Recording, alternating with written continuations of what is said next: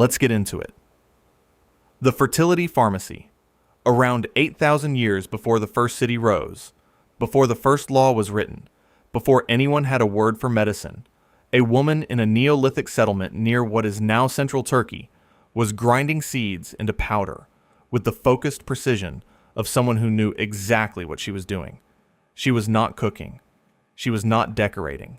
She was managing reproduction, using a pharmacopoeia assembled over thousands of years of careful generational observation. And she was not alone in knowing how. The assumption that Stone Age people stumbled blindly through reproduction is one of the most persistent and most incorrect ideas in popular history. Archaeological evidence from Çatalhöyük, the remarkable Neolithic city in Turkey occupied from approximately 7,500 to 5,700 years before the Common Era, confirms the deliberate storage of fenugreek, wild fennel, and legumes rich in phytoestrogens, compounds that measurably affect estrogen levels and ovulation. These were not staple foods. They were kept separately, specifically, purposefully. The global picture is staggering in its consistency. Ethnobotanist Daniel Moorman's database of Native American plant use documents over 250 species used specifically for fertility regulation, with direct parallels found in ancient Indian, Egyptian, and European traditions. The Ebers Papyrus, an Egyptian medical document from approximately 1550 years before the Common Era, contains explicit fertility prescriptions, including acacia, honey, and lint pessaries, some of which have since been confirmed to have genuine biochemical activity. Silphium, harvested from the coast of ancient Cyrene in North Africa, was so valued as a reproductive agent that its seed shape was stamped onto the city's coins until the Romans harvested it into extinction. The detail that stops researchers cold is this. Queen Anne's lace, wild carrot seed, was used as a post-coital contraceptive across ancient India, Mediterranean cultures, and Appalachian folk medicine simultaneously. When modern pharmacologists tested it, they confirmed anti-implantation activity. The ancients were not wrong. They were practicing biochemistry without the vocabulary to name what they had found. So the question is not how Stone Age people discovered these plants. The question is how many thousands of years they had been practicing before we started paying attention, and what else they knew that we have not yet thought to test. The purification pool. Walk the coastline of Neolithic Orkney in northern Scotland around 3,100 years before the Common Era, and you would find, inside every settlement, the same feature built into the stone. Not a hearth, not a grain store. A shallow basin, carefully lined, often filled with shells arranged not as debris, but as deliberate placement, positioned precisely at the threshold between the domestic space and whatever lay beyond it. This was not architecture. It was theology. Across the prehistoric world, water, shells, and the liminal threshold appear together so consistently that the pattern demands explanation. At Skara Brae, the extraordinary Neolithic village preserved beneath Orkney's soil, archaeologist Veer Gordon Child interpreted the stone basins and associated shell deposits as serving ritual rather than purely functional purposes. At Mehrgarh in present-day Pakistan, one of the oldest known agricultural settlements, occupied from approximately 7,000 years before the Common Era, evidence of elaborate cleansing rituals appears in association with burial and fertility ceremonies from the earliest occupation layers. The cowrie shell is the most haunting single artifact in this story. Its shape, the elongated oval with a toothed slit along its base, resembles the vulva with a precision that is not accidental and was not lost on the people who carried it. Cowrie shells appear in burial contexts across cultures with no known maritime contact. They turn up in landlocked sites of China's Yangshao culture, in Central African burials, in Olmec sites in Mexico, carried deliberately across impossible distances because of what they represented. The Great Bath at Mohenjo-Daro in the Indus Valley, a 12-meter ritual pool dating to approximately 2,500 years before the Common Era, stands as the oldest confirmed public ritual bathing structure on Earth, its function almost certainly purification before sacred contact. The parallels between the Jewish mikveh, the Hindu snana bathing ritual, and Neolithic shell-lined basins are structural enough that comparative religion scholars have proposed shared prehistoric antecedents reaching back before recorded religion existed. Someone, in some moment lost to time, made the first connection between the shape of a shell, the mystery of birth, and the purifying power of water. And somehow that connection traveled farther than any boat could carry it. The sacred mire. In the clay tablet archives of ancient Sumer, among the oldest written texts ever recovered, there is a poem. It is not a law code or a trade record. It is explicit, carefully composed, and deliberate.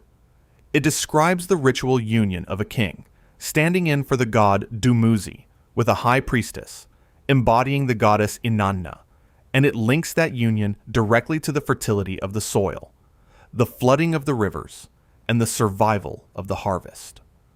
The Sumerians were not being poetic. They were describing agricultural technology. The hieros gamos, or sacred marriage ritual, is documented in Sumerian texts dating to approximately 2100 years before the Common Era, but the theology behind it reaches far deeper into the Neolithic. The world's first named author, the Sumerian poet Enheduanna, who lived around 2285 years before the Common Era, composed hymns that explicitly fuse sexual union with grain growth, describing the goddess's body and the earth's body in the same breath, as if they were the same system responding to the same force. The physical evidence from Neolithic sites supports what the texts suggest. At Çatalhöyük, bullhorns mounted on shrine walls, the bucrania that archaeologist Ian Hodder spent decades analyzing mark the bull as the primary symbol of male generative power across Neolithic Europe and the Near East. In Northern Europe, bog bodies including Tolland Maan and Grauballe Maan, recovered from Danish peat marshes, show evidence of ritualized grain consumption before deliberate sacrifice, their deaths understood as a return of generative force to the earth that fed the community. Slavic spring festivals, documented into living memory, preserve the ritual of newlywed couples plowing fields together, the human union literally transferred into the soil as agricultural intention. The hieros gamos was not a private ceremony. It was performed or symbolically enacted before the community, because privacy would have defeated the purpose. The point was collective transmission. The whole village needed to witness the negotiation between human fertility and the earth's fertility, because both were understood as expressions of the same underlying force. We call it superstition. They called it farming. And for the civilizations that practiced it, the fields agreed. The lunar assembly. It is a baboon's fibula bone, small enough to hold in one hand, found in the Lubombo Mountains of Swaziland, and dated to between 43,000 and 70,000 years before the present. Along one edge, someone carved 29 deliberate notches. Not decoration, not tally marks for kills or debts.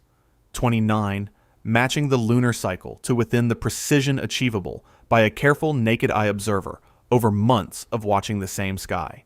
It is the oldest known mathematical object on Earth, and it was counting the moon.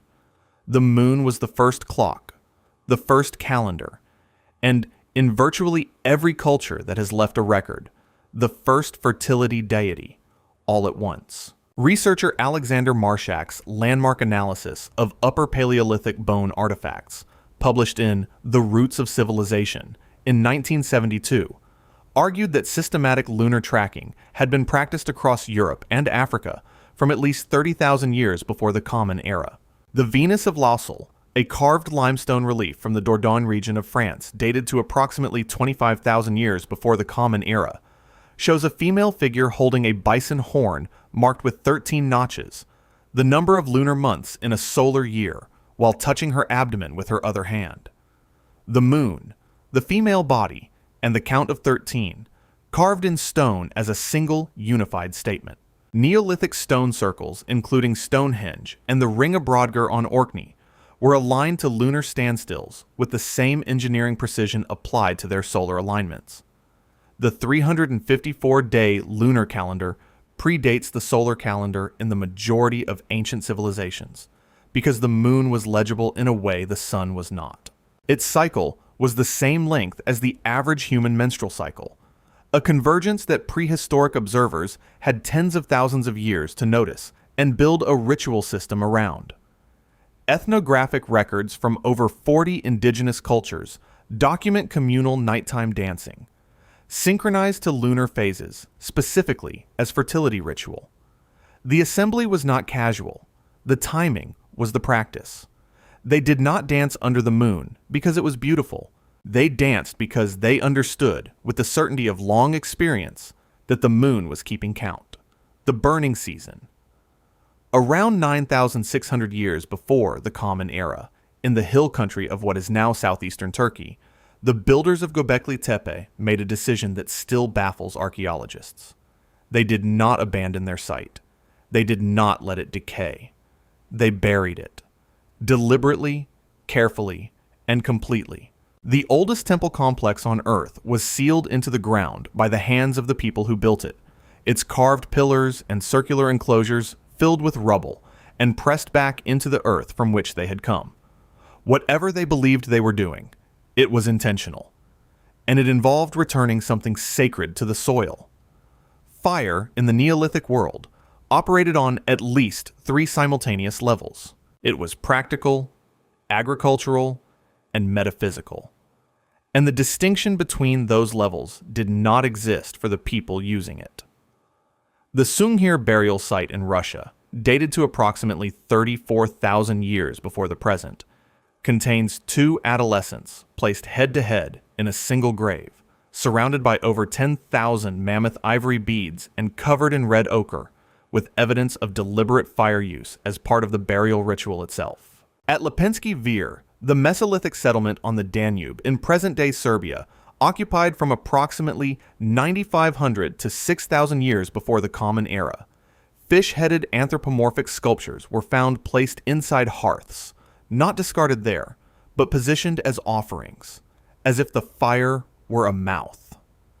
At Çatalhöyük, archaeologist Ian Hodder documented a consistent pattern of houses being deliberately burned before abandonment, with the ash then sealed beneath new plaster floors. This was not accidental destruction.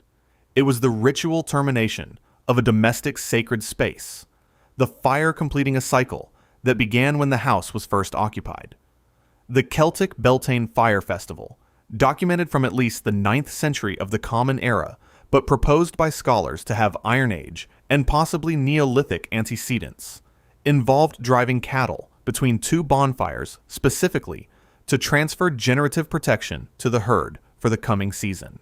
Australian Aboriginal firestick farming, estimated by researchers to represent a continuous practice of over 40,000 years, fuses the agricultural and the ceremonial into a single act.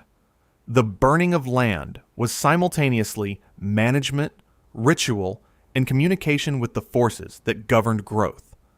Every culture that ever lived beside fire eventually made the same discovery. What burns does not disappear. It transforms. And whatever receives that transformation was understood to respond. The Red Agreement. Before Homo sapiens fully existed as a distinct species, before language had the complexity to carry a theology, before anything we would recognize as civilization, red ochre was already being collected, ground, and deliberately applied. The Pinnacle Point caves on the southern coast of South Africa contain evidence of ochre processing dated to approximately 164,000 years before the present, a date that predates behavioral modernity as it was traditionally defined. Whatever compelled those early humans to grind iron oxide into powder, the color of blood, and press it against skin and stone, it was not a new idea. It was already ancient. The scale of ochre use across the prehistoric world is staggering. Red pigment appears in the majority of painted cave sites across Europe, in burial contexts across Africa, in ritual deposits across Asia. At Çatalhöyük, Female figurines were found plastered directly into the walls of grain storage bins, covered in red ochre, a deliberate merging of female generative power with the fertility of stored food that archaeologist Ian Hodder interpreted as one of the site's defining ritual gestures. The Irene Candide burial in Italy, dated to approximately 23,000 years before the present, contains a young man covered entirely in red ochre, wearing a headdress of perforated shells and deer antler, his body transformed by the pigment into something between human and sacred. Neanderthal burials at Shanidar in Iraq contain ochre application in the mortuary context, evidence that this practice crossed the boundary between species. Blood covenant rituals involving deliberate cutting and blood exchange between partners or between humans and the sacred are documented across over 60 cultures on 6 continents, each arriving independently at the same logic: that blood shared is a binding made in the most fundamental currency available to a living body. The detail that researchers return to again and again is sensory. When red ochre is ground, it smells faintly of blood. Every application was not just visual, but olfactory, a full-body memory of what blood means, and what it costs, and what it promises. Before language, before religion, before civilization, there was red, and what it marked was the only line that has ever mattered, the boundary between the living and whatever comes before and after life. The Trance Gate. In the deepest chambers of the painted caves of southwestern France, in spaces reachable only by crawling through passages so narrow the stone presses against both shoulders simultaneously, in chambers lit by a single small stone lamp burning animal fat, the artists were not in a normal state of consciousness. The evidence, assembled by neuropsychologist David Lewis Williams over decades of research and published definitively in The Mind in the Cave in 2002, is specific and measurable. The geometric patterns that appear in these chambers, the spirals, grids, nested arcs, and flickering lattices match precisely the visual hallucinations produced by the human nervous system during altered states, a category Lewis Williams called entoptic phenomena. These are not decorations. They are transcripts. Lascaux's painted chambers contain evidence of artists working by single stone lamp in spaces where shallow breathing in an enclosed environment would have elevated carbon dioxide levels enough to produce hypoxic altered states without any external substance. The trance was architectural. The cave itself generated it. Among the Sand people of southern Africa, whose rock art panels include some dated to 27,000 years before the present, elder informants interviewed by Lewis Williams explicitly identified the therianthrope figures, the half-human, half-animal hybrids that appear in the paintings, as shamanic transformation figures seen during trance, not imagined, but encountered. At the Cogul rock art panel in Catalonia, Spain, dated to approximately 10,000 years before the Common Era, a group of female figures surrounds a single, small male figure in a configuration researchers interpret as a ritual dance specifically connected to female sexual and generative power. Archaeologist Maria Gimbutas, in her extensive documentation of old European figurines spanning from 7,000 to 3,500 years before the Common Era, identified a consistent iconography of trance-connected goddess figures, whose ritual function was explicitly linked to sexual regeneration.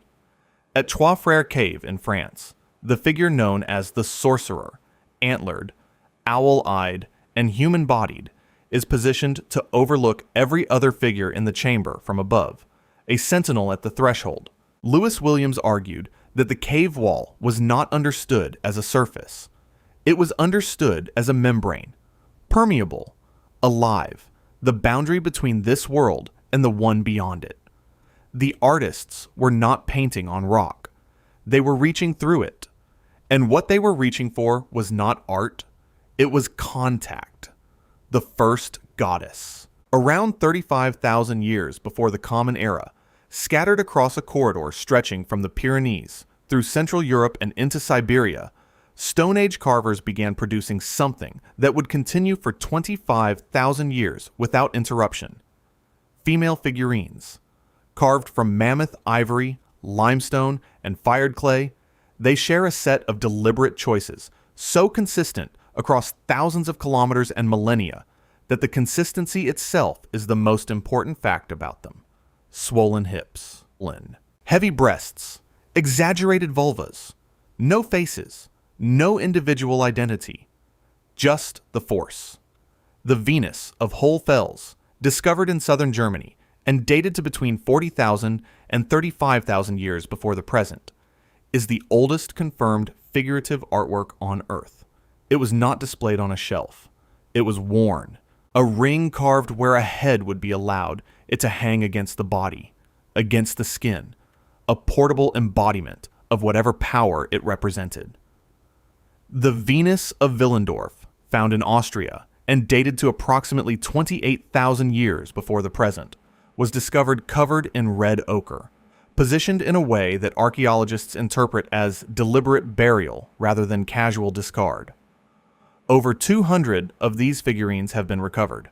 They represent the longest continuous art tradition in human history, sustained for 25,000 years across a geographic range no single culture could have maintained. Archaeologist Maria Gimbutas argued in The Civilization of the Goddess, published in 1991, that these figures represent a pan-European theological system centered on female generative power, one that predated and was eventually displaced by Indo-European patriarchal structures. At Dolní Věstonice in the Czech Republic, dated to approximately 29,000 years before the present, a Venus figurine was found deliberately shattered and placed inside the burial of a woman, as if the object's life and the woman's life were understood to be parallel, ending together. Many figurines were found near domestic hearths, not in formal sacred spaces. The goddess was not separate from daily life. She was embedded in it, present in the grain stores and the birth spaces and the cooking fires. For 25,000 years, the oldest sustained art tradition on Earth produced no heroes, no hunters, no named gods. Just this, just her, just the force that makes life possible, pressed into ivory and worn against the skin of the living, as if proximity to the image transferred something of what it represented. The speaking bones. In the royal court archives of the Shang dynasty of ancient China, recovered by archaeologists in the late 19th century from sites near modern Anyang, there are questions, thousands of them, inscribed on ox shoulder bones and turtle belly shells, heated over fire until they cracked, and then read by specialists who could interpret the language of fracture. The questions are specific. Will the harvest succeed this season? Will the consort give birth successfully? Is this woman's fertility favorable for conception? The oldest writing system in East Asia was not born from commerce, or law, or literature. It was born from the terror of not knowing whether the next generation would arrive. Oracle bone divination, or jiaguwen, is confirmed in Shang dynasty records dating to approximately 1600 years before the Common Era, but its roots extend into the Neolithic Longshan culture of 3000 to 1900 years before the Common Era, and almost certainly further. At Jiahu in central China, occupied from approximately 7,000 years before the Common Era, archaeologists recovered bone flutes alongside carved tortoise shells interpreted as early divination objects, suggesting that the music oracle fertility complex predates writing by millennia. The flutes and the shells were found together, as if sound and prophecy were parts of the same ritual technology.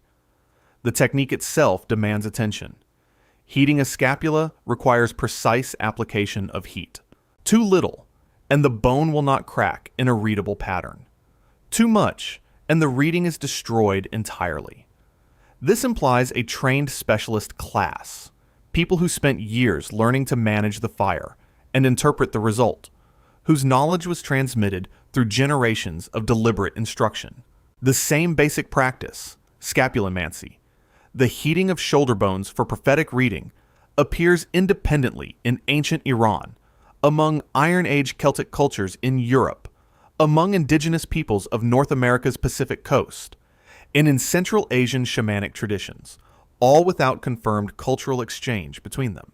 The Greek historian Herodotus documented Scythian bone divination practices in the 5th century, before the Common Era, that mirror the Chinese methodology, with no known pathway of transmission between the two traditions.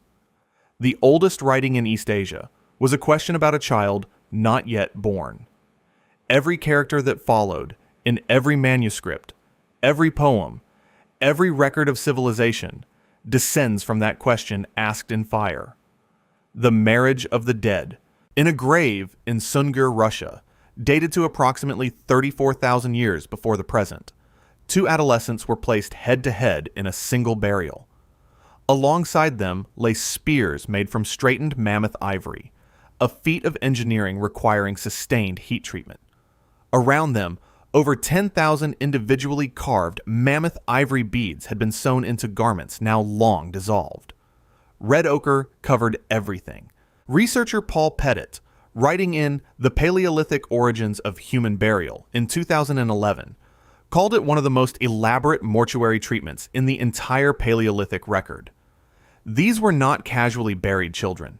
They were consecrated, joined, sent somewhere together, prepared for an arrival. The ritual marriage of the dead, the formal pairing of deceased individuals to complete social and spiritual obligations that death had interrupted, appears across cultures separated by oceans and millennia with a consistency that defies coincidence. Chinese ghost marriages, documented from the Shang dynasty onward and still reported in rural provinces into the 21st century, involve the formal union of deceased individuals whose spirits are understood to require the completion of the marriage bond for their peace in the afterlife. The anthropologist E.E. Evans Pritchard documented ghost marriage among the newer people of Sudan in 1951, a practice in which a deceased man's brother marries on his behalf. The children of that union counted as the dead man's own. Similar practices appear in pre-Christian Celtic traditions and in documented Appalachian folk customs, all sharing the core conviction that death does not terminate a person's relational or reproductive obligations. At the Neolithic site of Varna in Bulgaria, dated to approximately 4,600 to 4,200 years before the Common Era, archaeologists found the world's oldest confirmed gold objects. They were not in the graves of identifiable rulers.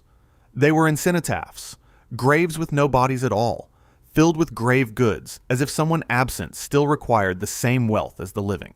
Someone poured the most valuable material in their world into an empty grave for something that was not there, but was understood to be present enough to receive it. At Çatalhöyük, the dead were buried beneath the floors of the houses they had occupied in life, literally incorporated into the foundation, their bones pressed into the earth beneath the hearth. New births in the household were understood as potentially involving the returning soul of the buried ancestor, the fertility of the living family continuous with the generative power of its dead.